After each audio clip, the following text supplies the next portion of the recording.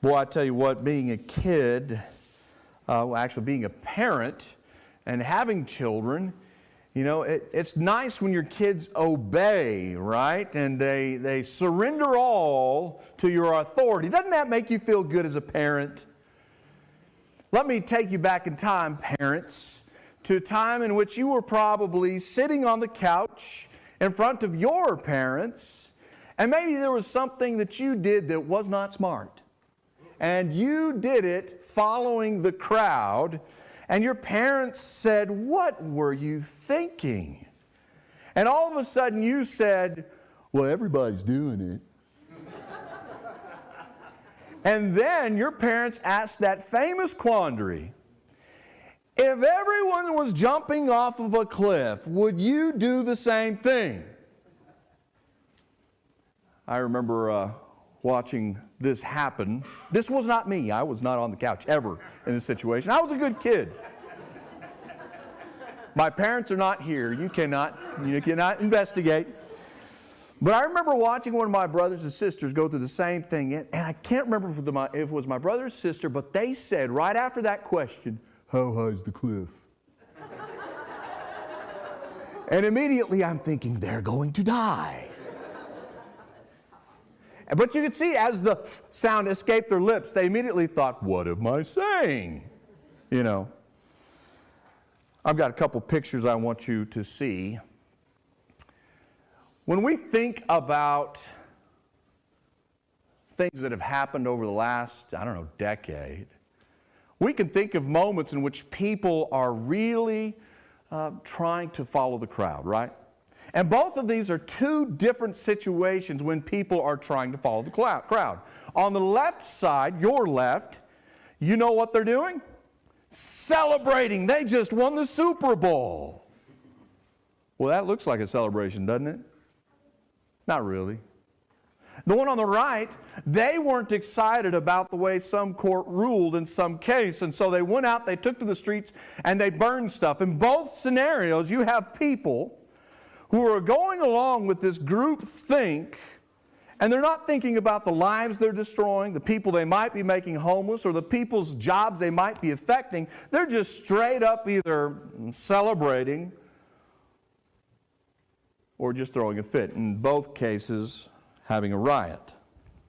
Why is it people go along with this kind of groupthink? We'll talk a little bit about that. If you look at the book of John, John chapter 12, we just heard it read a moment ago. Jesus has just brought Lazarus back from the dead. And it says at the end of the reading that a lot of the people were there because of the fact Jesus raised Lazarus from the dead. They wanted to see this guy who was able to do this miracle. But all the people came out, and I just want you to see their reaction to Christ coming.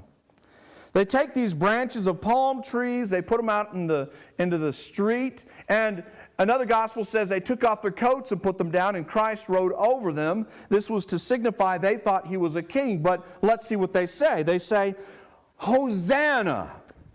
You know what that means? Save us. Save us from Rome.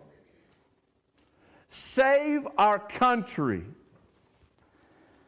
Blessed is he who comes in the name of the Lord. You know what that means? God sent this guy. Not only is he going to save us, but God sent him. And look at the third statement. The King of Israel. From Zechariah chapter 9, verse 9, it says, verse 15, "Fear not, daughter of Zion, behold your king," Jesus is coming, "sitting on a donkey's colt." About 356 BC, there was a famous guy by the name of Alexander the Great. And whenever he went somewhere, it was on this magnificent steed, a horse, a war horse. And he would take whatever country it was by force if he needed to. Here they see Jesus, their king who will save them, coming in humility. The Pharisees are so thrown by this. They say, "There's nothing we can do." There, verse 19. "You see that you are accomplishing nothing? Look, the world has gone after him." I wish it would have. how is it that these people can have Jesus saying, here's Jesus, here's the King of the Jews, and then a week later, we see something totally different, don't we? In Matthew 27, verse 20, it says, the chief priests and the elders persuaded the multitudes and asked them to free Barabbas, the criminal, instead of Jesus, and they listened to him. In John chapter 19, verse 15, Pilate says, shall I crucify your king? To which the chief priests say, we have no king but Caesar. Earlier, here's the king, and now he's a criminal. Earlier, he's a superstar, and now he's an outcast.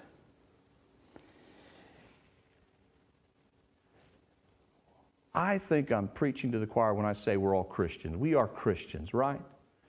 Christ has, in a way, triumphantly entered our hearts, and yet we must be careful, Anna Street. Following King Jesus requires open eyes. Did you know that? You can't be blind. 1 Peter chapter 1. Turn there with me. That's where our scripture of study this morning is. 1 Peter chapter 1, verse 13 through 16.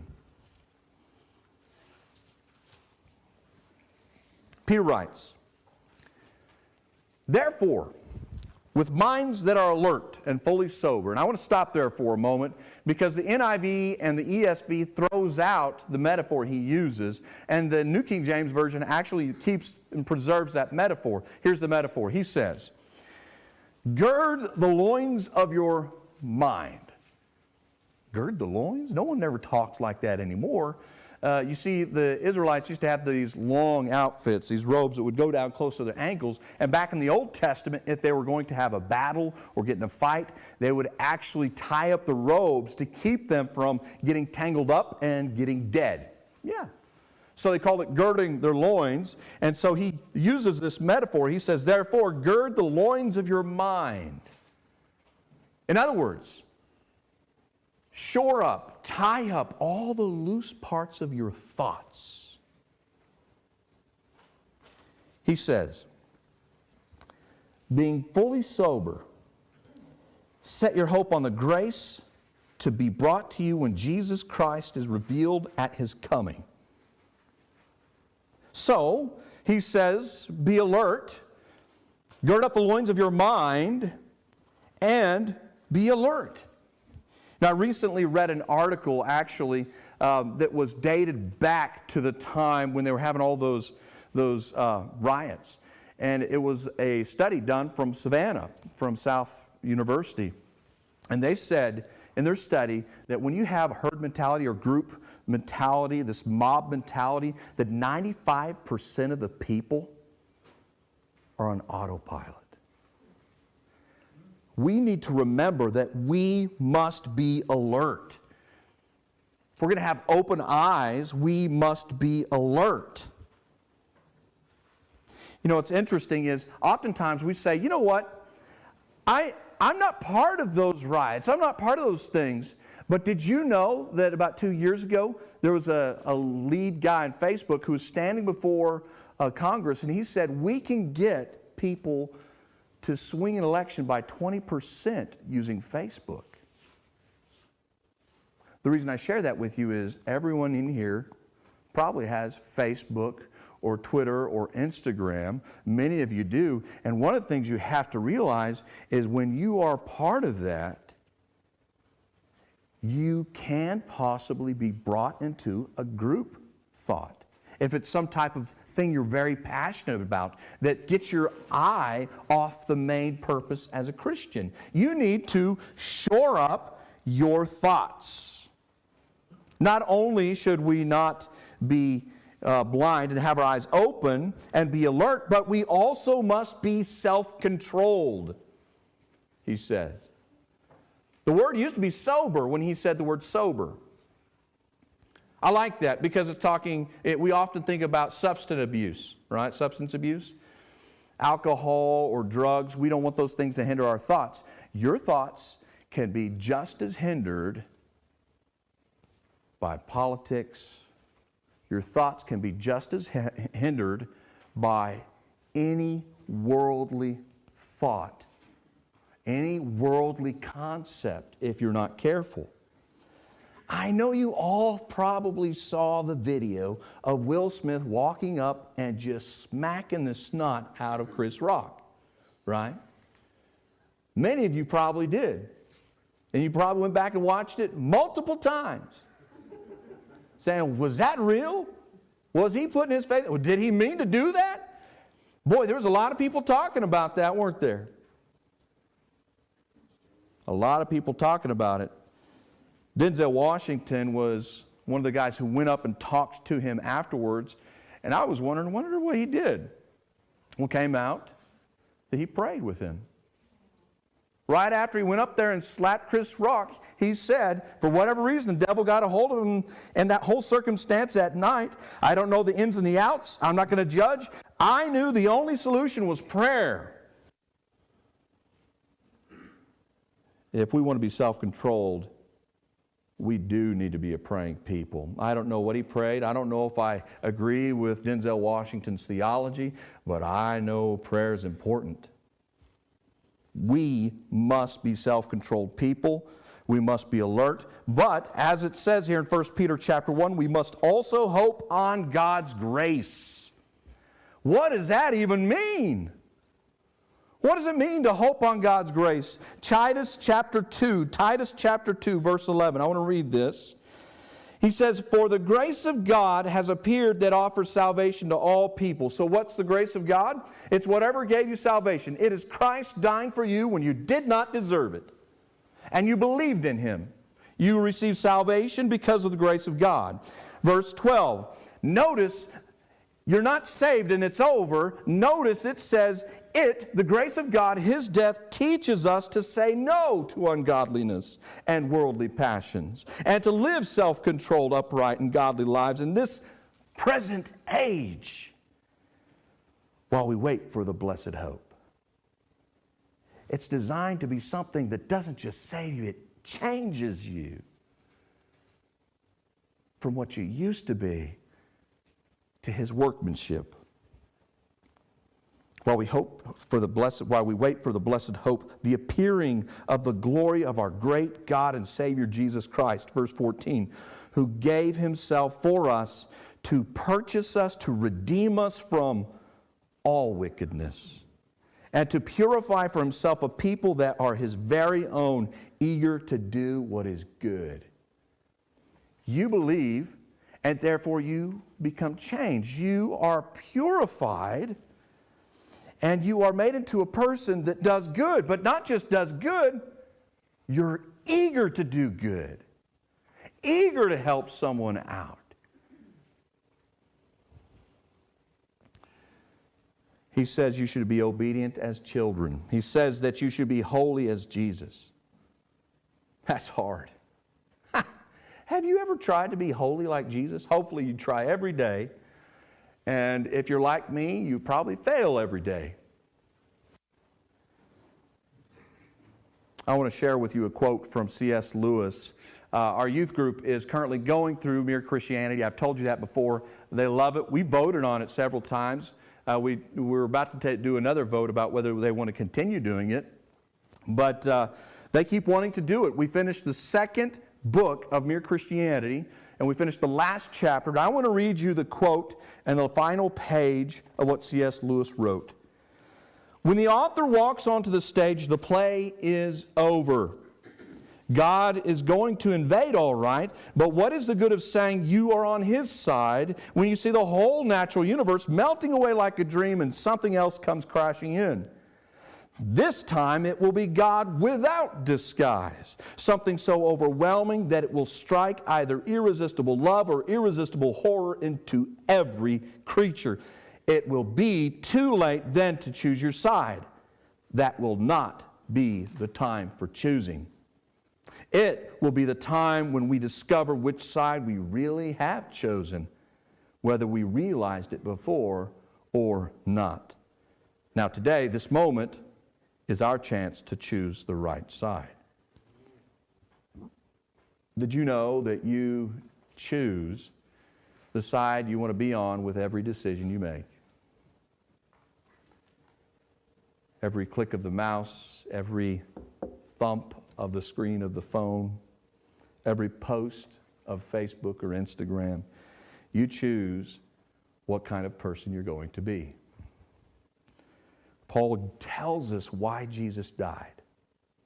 He tells us why Jesus died, to purify for himself a people that are his very own, eager to do what is good. So my question for you today is, have you chosen? Do you choose correctly, or are you eager? If you're like me, then once again I have to admit I make mistakes. I want to be holy like Jesus, and I try my very best, but I do make mistakes. I sin. And I'm pretty sure that everyone here does too. That's why we focus on the hope of the grace of God. There was once a pastor who had this guy he always called on to close something out with a prayer. He always prayed really well, but he prayed this prayer at the very end. He said this, "And, O Lord, prop us up on our leaning side." I'll repeat that. "O Lord, prop us up on our leaning side." One day the pastor pulled him aside. He didn't know what he was talking about. He's like, "I'm sorry, I love your prayers, but I don't know what you mean when you say that." And he responded. He said, "One day when I was riding my tractor out on the farm, I noticed that my barn was leaning to one side, so I thought, it's about to fall over. I need to do something." And so I went and got some pine boards and I propped it up on its leaning side. It still leans, but as long as I keep propping it up, it will never fall. Pastor, I just got thinking. Despite the storms of my life, I am still here. I'm still standing after all the things that I've been through. The howling winds could not topple me. By the grace of God, I stand. From time to time, I find myself leaning toward my old desires, leaning toward anger, leaning towards bitterness or hatefulness at the people who are bugging me, or leaning toward going back to the old habits and that old life that I am supposed to leave behind. And when I feel myself starting to lean towards that tendency, I just remember the barn. And I pray out loud, "Lord, thank you for propping me up on my leaning side."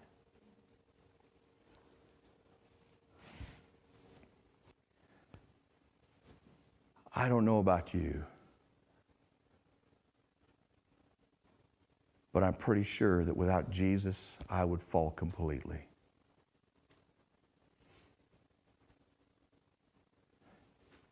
Do you allow Him to prop you up? Is He your King? Do you say, "Save me"?